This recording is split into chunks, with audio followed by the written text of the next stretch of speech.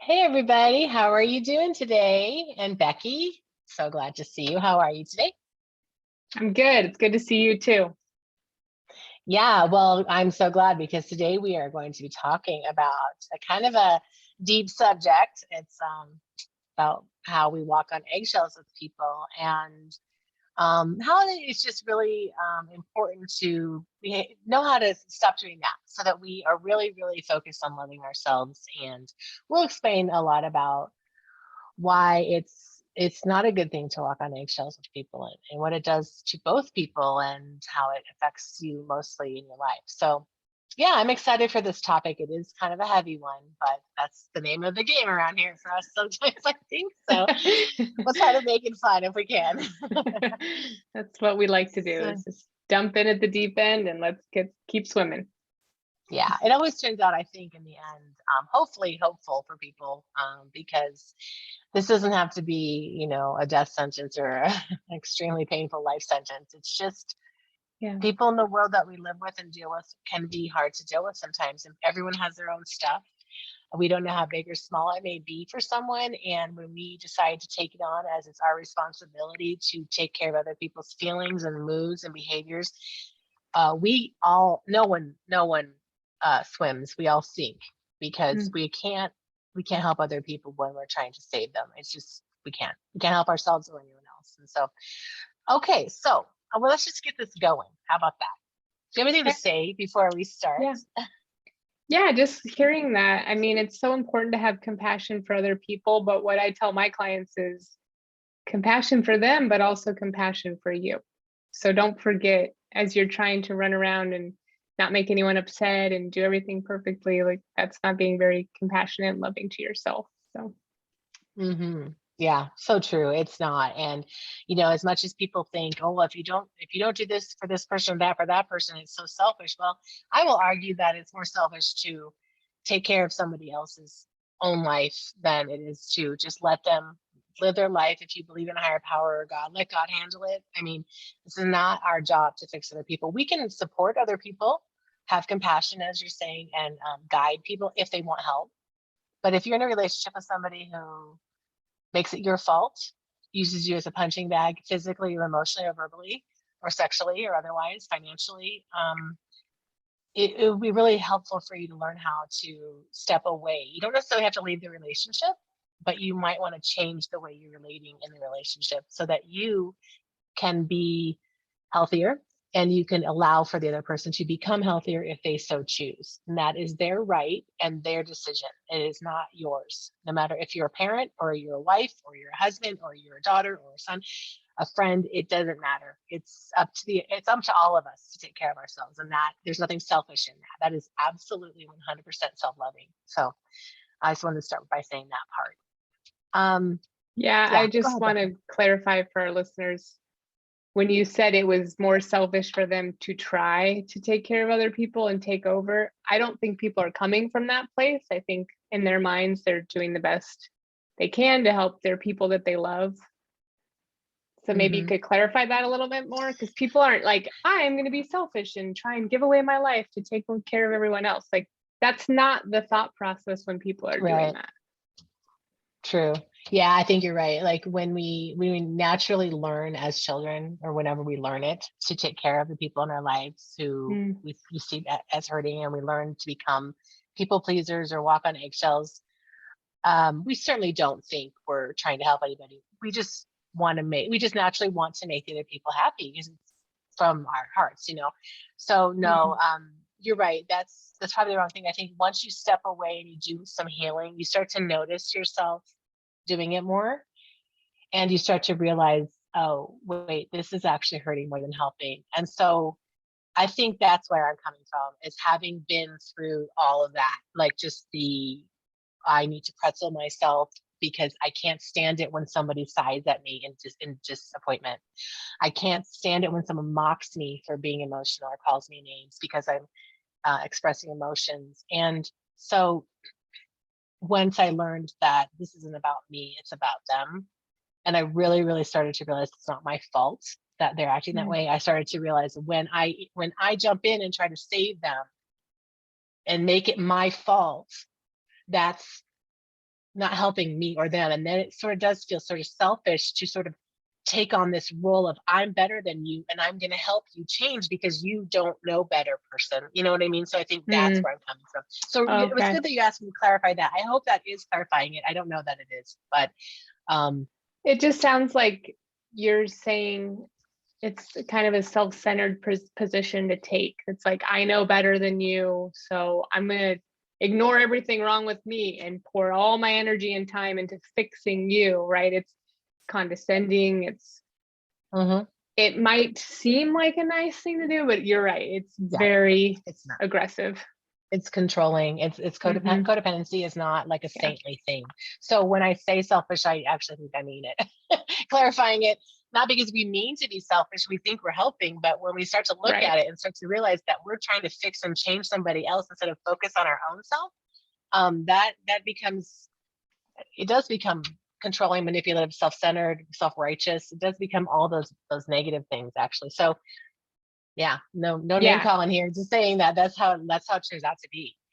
And I want to tell our listeners, like, this comes from a lot of inner work. Like, Kristen didn't just wake up one day and discover, hey, wait a minute, this is a selfish position to take, right? This is a long process to uncover the reasons behind why we're doing what we're doing. And so Yeah. if you're listening and you're just thinking, I was just trying to help, like, we get it. You're not Yeah. purposely trying to come at it from any other position than trying to help. And that's an important distinction to make. But Yeah. when dealing And with difficult people, it is important to remember that you want to be kind. You want to be kind to yourself. You want to be kind to them. And for me, kindness also means respectful, right?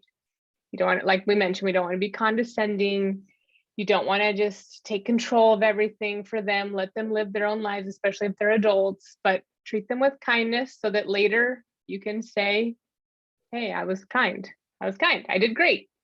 And then you're never going to regret being kind, and you're never going to regret being respectful. You will regret the opposite of those actions. So. yeah. So yes, of course, listeners, I don't want to insinuate that anyone out there is super selfish for this. It's obviously coming from a place of love and wanting people to be happy and wanting yourself to feel peaceful. But the way to feel peaceful is you doing your own thing, your own work, and letting them do their work if they so choose, or letting whoever they depend on in their life help them. If it's a therapist, a coach, their higher power, a friend, whoever it is. But I also just want to say that, like, what the point of this topic is to, like, show that we get really enmeshed with people in life. We learn to do that because we love that. We want everyone to be happy, including ourselves. And so these dynamics patterns can develop just so innocently. They do. They all develop very innocently because, like I said, this usually happens when you're young and you get sort of, you know, the dynamic in a lot of homes in this world are codependent homes, or abusive homes, and there's trauma of some kind. It doesn't have to be that your parents were completely, dysfunctional or anything, but often because we all learn as a society the way to do things, we're each decade maybe is getting a little better, but there have been times in our history where we have not been healthy human beings, and that goes down an ancestral line. And so if you want to change your ancestry, change yourself now. Okay. And that's where we're coming from. Like, the self-love thing doesn't have to be this thing where, oh, I didn't have the most messed up parents. I mean, I know people who did. It doesn't matter. You might have been sensitive and your parents might have just turned their back on you to walk into the kitchen one time and you have so much trauma from that. I mean, it could be the most innocent thing, or it could be the most abusive thing. We just, everyone's different, and we all sort of learn from each other and in our homes how to interact and how to get along and how to just be quiet and shy and not say anything because it might rock the boat and things like this. It just happens to people. And as you grow up, you start to have friendships and relationships with other people where that's the dynamic. And even if the other person in your relationship isn't doing anything to you, you may walk on eggshells anyway, because that's what you learned to do when you were a kid. So you Mm-hmm. create this dynamic even with a healthy individual that you're in a relationship with. So the whole point isn't really just to, like, blame other people for being, like, sick or wrong, or you're a victim. It's about finding a way to feel empowered in your life, detach in love from people, from the enmeshment of people, and let people be who they are. And either you stay there and you deal with it and you walk alongside them, or you leave. That's up to you. But we'll do whatever's best for you. And that's that where you have that compassion piece comes in. What's best for me? Sticking around while this person's addicted to something or using me as a punching bag or whatever, or leave the situation in love and just know that I couldn't do anything and I'm getting sicker being in this situation. Some people stay with alcoholic people, for instance, their whole life, and they just learn to live with it, not in terms of enabling, but like, this is your problem. You have the alcohol problem and I don't, you know, and I love you anyway. And I'm your wife or I'm your friend and I'm going to stay in your life. Some people are like, I can't do that. I will drown in this alcohol problem this person has, and they have to leave. So those are just examples. That's an example of like something where you want to find a way to not let somebody else's mood or behavior define you. Okay. I think an important place to start is deciding, is this relationship one that I want to be in, right? If it's a boss, if it's a coworker, if it's someone you can minimize contact with and you can live with that, do it. If it's a parent, a spouse, a child, a sibling, right? And it's something that's important to you, okay, what are you going to do about it, right? Are you going to maybe take a step back and maybe just let them be them and try to not be so hurt every time? That's tough. That's tough. But maybe that's your choice, right? We're not telling any of our listeners what to do, but you do have to evaluate for yourself this difficult relationship, what you're willing to do about it, what you're willing to put up with.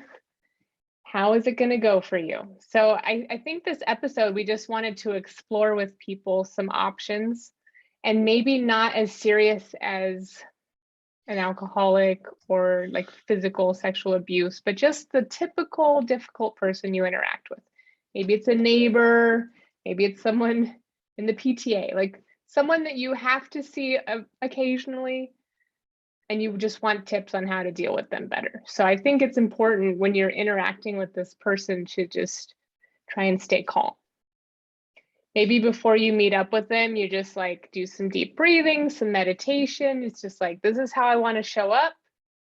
If I can't, if I get triggered, whatever, I will back up. But like, try it out. Try and stay calm. Expect them to be rude. If they're usually rude, expect them to be rude so you won't be surprised, right? Someone was telling me this story, and I'm not going to say who it is, but she goes to lunch with certain people every year, and one of the people is always rude to the server. And so I was like, you know, this is going to happen, so just expect it and just think to yourself, there she goes again, being rude. That's her. That's what she does, you know. And if you're going to keep being around it, then just expect it and stop expecting her to be different. That's a big key, right? If you're a difficult person, maybe they're not even aware. They're probably not aware that they're difficult for you, and they're not going to change. So you either get on board and let them be them and expect them to always act like that, or you're going to have to take some steps on what you're going to do for you, because you cannot change other people. Yeah, I know. I like that. I like what you're saying about like kind of look at the day-to-day things, because there are people in this world that like I've seen, and there's stories I've heard about like just, you know, like you hold the door for someone at a place and they don't even say thank you, or you're driving down the street and there's a walkway that they can walk through, like a pathway for pedestrians, and they choose to jaywalk in front of your car, and you're like immediately have to stop because you'll hit them, and they don't even thank you when they were the ones who didn't follow the rules, right? And it's stuff like that that can really, really make you mad. Like that stuff used to make me furious. I was like, how rude. Like I would even say something to somebody. I was like, how rude. Like I was so sarcastic when I was angry with people. I took it so personally that people, you know, didn't thank me. And I read a story in a book just the other day where these men were going to like a magazine stand, and the gentleman was like, "Oh, I'd like to buy this magazine. Hi, how are you?" And the cashier was just grumbling, like not even answering, and like kind of just seemed like in a bad mood. And then the man was like, "Thank you so much. And here, you just keep the change." And the guy didn't thank him, didn't say goodbye, didn't thank him for buying the magazine from him or leaving him the money, just grumbled at him. And the friend the man was with said, "Why are you so nice to that man? He was so mean to you." And he's like, "Because I'm not going to let that man decide for me how I'm going to feel. That's up to him. Like, he's in a bad mood and I don't have to take that on." And that was a perfect example to me of like, you know, and I'm going to tell you the book because I want to make sure that I give credit to this author, but Codependence and the Power of Detachment by Karen Casey. Amazing. So I'll put that in the notes, but And that's a good point though, right? Like that's someone at the store you'll probably never see again. It's much harder to do with someone that you see every single day. But I love how he's like, doesn't have to affect me, right? Control what you can control. You, that is it. right. That is it. Perfect. You. Yeah. And that's the whole message. I mean, because even if it doesn't seem like that would be easy to do with a closer family member, it's not, especially if you live in the same home or there's constant struggle, or if you're trying to let the person be in their bad mood and you're trying to like just be happy and they won't let you, in a sense, because they need you to be down in the muck with them. Yeah, that's much harder to do, but at least it's a practice. Like with seeing strangers being rude, and if you're the kind of person who takes it really personally, like I said I used to do, then you're really going to take it personally when it's somebody close to you. You're really going to have a hard time with people close to you. It's going to be really hard to have a relationship with them or decide what's best for you if you can't even handle a stranger doing that to you. So I think that that's really important to remember and recognize when you feel like you want to have road rage over something, because somebody's driving too slowly or something, like it's not personal that they're driving slowly. Okay. Or they it's cut you off and personal. almost kill you. Yeah. Yeah. I mean, it's not personal. They have something going on. I'm sure they're in a hurry. Maybe they're on drugs. Maybe they, stay away from those people. maybe they're just mad about their girlfriend just, hit them in the face. You don't know. I mean, we don't know why anyone's doing what they're doing, but people have their reasons. And sure, if you sat down with that person who cut you off, they'd probably tell you, "Well, I just got fired and I'm in a really bad mood." Sure, I shouldn't cut people off in traffic. I know, but I'm really mad right now, and you might be like, "Oh, okay, that makes sense. I probably would do the same thing." You'd have compassion then. So just have compassion without knowing the reason, because they obviously have something going on. And maybe they have a lot of thoughts in their head. Those 60,000 thoughts that are in your head every day, a lot of them create stress, right? And a lot of them create our reactions and our behaviors and our patterns and our everything and our abuse and everything. And so, you do what you need to do to protect yourself from whatever the other person's doing, but also try to understand they might have something going on. I don't know what it is. Maybe they just lost somebody in their life. We don't know. Okay. And we'd all react in certain ways, probably not perfectly if we had the same situation happen to us. So, I think that's important. Yeah, for sure. And another article I was reading talked about overcoming your fear of conflict. And it got me thinking that sometimes people don't say that someone's being difficult and they just kind of gossip about it behind the person's back, and the person might have no idea. And maybe if you brought it to their attention, they might be willing to change. And of course, if they're not, you're going to work on yourself, and that's okay. But maybe you're bringing up something to them that had never occurred to them before. And you're not trying to like get in their face and be rude. It's just, it seems a little uncomfortable, right? Because you're going to say something like, "Hey, this action, whatever, is toxic." Or you don't have to use those words even, but it feels uncomfortable bringing something like this to someone's attention because you have no idea how they're going to respond, but it doesn't have to be a bad thing. And then there's also, if you've tried that and it's just going to keep continuing, maybe your only resource is ignoring them. Especially if you have to deal with them all the time. You just kind of, whatever the bothering actions, like whatever the actions are, you just ignore them. I don't know. What do you think about those?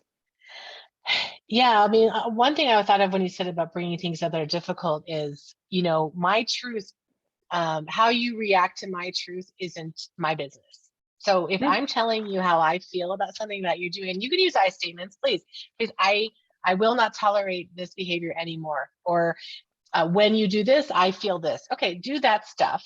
in a really healthy way. And the person, I promise, if they're not going to hear you, they're not going to hear it right.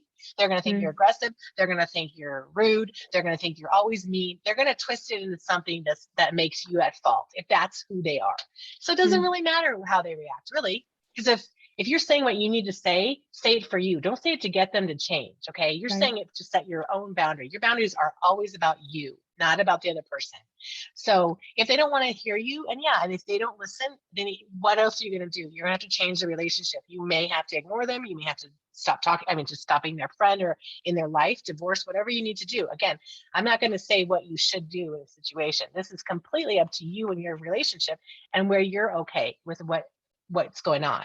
But it's not helping anybody for you to play small. It's not helping you love Mm, yourself more by being afraid of their rejection. And I get how hard that is to speak up and start conflict when, especially if you've been in a relationship where somebody's saying you always start trouble when you bring everything up, and it's like, but do I? I've been really quiet about this until now. It's just their way of, shifting blame back onto you and making you, it's a gaslighting thing. And it makes you feel like it's your fault. mm, And not everyone gaslights, but if somebody isn't willing to hear you and understand where you're coming from and they want to shift it around on you and blame you, then you're not going to get very far. I don't really care what their tactic is, what it's called, what their diagnosis is, what their thing is, if that's what they're doing, then maybe you decide whether that's the kind of person you want to hang out with anymore.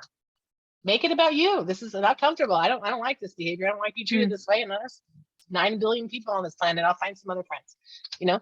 Yeah, That's what I think about. absolutely. Absolutely. And it might seem like we're always pushing this, but these things are hard. These are hard situations. So I highly recommend a coach or a therapist or some kind of group maybe that can help you role play and practice saying things and seeing what you are willing to do about the situation, right? You don't need to suffer. You don't need to become a victim. You have power here. You get to decide. This is your life. So let's make it as great as we can. Because when you are happy and you're feeling this love for yourself, that's what you share with other people. You're lifting them up as well. And if you're just sitting there so sad for yourself all the time because you have to deal with this difficult person and poor me, and you've never tried any of these other things, you're just always poor me, it's going to be a really hard life. It's a hard relationship. It's going to be a hard way to live. Yeah, it's so true. And I like what you're saying about the group thing. Groups are really, really, really good for helping people like be a part of a situation where they feel validated and heard and understood because other people are going through it. And that really helps. Mm, Also, I wanted to mention about how, when if you ever think about it, Becky, like if somebody is like constantly telling you like that you're doing something wrong or you need to change. I don't know if you've ever had that happen to you, but if you have ever experienced that in your life, ever, when that person like all of a sudden doesn't do that anymore and you're like, wow, I like this person now. They're not like up my, down my neck or whatever all the time. Up my neck, what is the saying? They're not breathing down my neck all the time. Um, you're kind of like, it kind of makes you want to be better or different, or they're giving space to you. And all of a sudden you start to like pay attention and get more reflective. Like, mm, I like it. I like it this way. And maybe I don't know, it gives you the opportunity to self-reflect. It really does. And so if you think about it, doing it to somebody else and stopping you need to change. You need to stop doing this. Stop treating me this way. Stop the nagging, basically, and then pull back and just take mm, care of your own self, your own, figure out what's going on with you that's creating a situation where you want to fix somebody all the time or you need to change them, and look at what you really need to do for yourself in order to take care of yourself more and do things you love and be happy in your life and be on that positive pathway. And when you're doing that, the other person's sort of like, wait, where did they go? They were so interested in me before and now they're not anymore. And now I don't know what to do, and now maybe I need help. It's kind of like you gave them space and now they're like, whoa, wait, when you were on them all the time, they couldn't do this for themselves. When you mm. leave them alone, might they might not. Okay, it's not a guarantee, you never know. But it doesn't matter. They have their own choice. right? Yeah. They have free choice. They can decide if they want to change or not. And that's the beautiful part of living on this planet. You get to decide for yourself who you want to be, how healthy you want to be or unhealthy, and it's nobody else's business. It becomes someone's business when you hurt them, but it's really not. See, so it kind of gives everybody space. It helps both of you heal when you pull away. Yeah, it's just reminding me, just to close, when I talk to different people or clients or whatnot, and they're struggling with something, or maybe it's someone, and it's just that reminder that, like, this is happening for you, not to you, right? God knows you're going through this, your higher power, whomever you turn to for help, let him help you through this, because it will be for your good in the end. This is not happening to you to punish you for any reason. It's just an opportunity to learn and to grow and to make some changes. Not in the other person necessarily, but in yourself. Like you were just saying, get self-reflective, and let's climb that ladder to the next step, because we're always trying to improve. That's part of self-love. Absolutely. And the last thing I'll say before we close is, like you were saying with your higher power, honestly, if you do rely on a higher power of some kind, and whoever, whatever that is for you, if you do look at something that's up higher than you that you use for support, this is a perfect time to do that. And also to realize, take your hands off the wheel and let that God, source, whoever you call it, a tree, whatever you go to that makes you feel like you're getting some help, let it take over for these people and for you. Like, let it help you, let him or her help you, let him or her help your friends or your family, and realize and have faith that it's going to work out for everyone the way it's supposed to. Like you're saying, it's happening for people, not to them. And so just giving people the space and the respect to be in their pain without letting their projections affect you will really, really help you and change you. And that's the most important thing, is that you change and then allow somebody else to look at you, be their example of what love looks like, rather than you're taking care of them. So I hope this has helped. Yeah. This was a good conversation, a hard one, but I think we said a lot of cool things. Yeah, what I like to just tell myself is, like, give this person to God. He's got him. You don't. You barely have yourself. No Just kidding. worry about your little yard with your fence. It's in your boundaries. Let God, or whomever, let go and let God, as they say, right? Just give it over to God. So, you like to use the yard example, and I love it too. And I love using it. So you don't need to babysit. You don't need to change other adults' diapers. Honestly, just focus on your own yard and your own stinky pants. Okay. That's all that matters. Perfect. Thank you guys for listening today. And Becky, thanks so much for the great conversation. I always love these conversations, and we love our listeners. If you guys want to find us, please look on, join our Facebook group, Try Self-Love, or please email with any comments or questions or topics that you want to tryselflovepodcast@gmail.com. And we look forward to having you guys join us again next time. And you guys have a wonderful week. Thank you so much. Bye. Bye.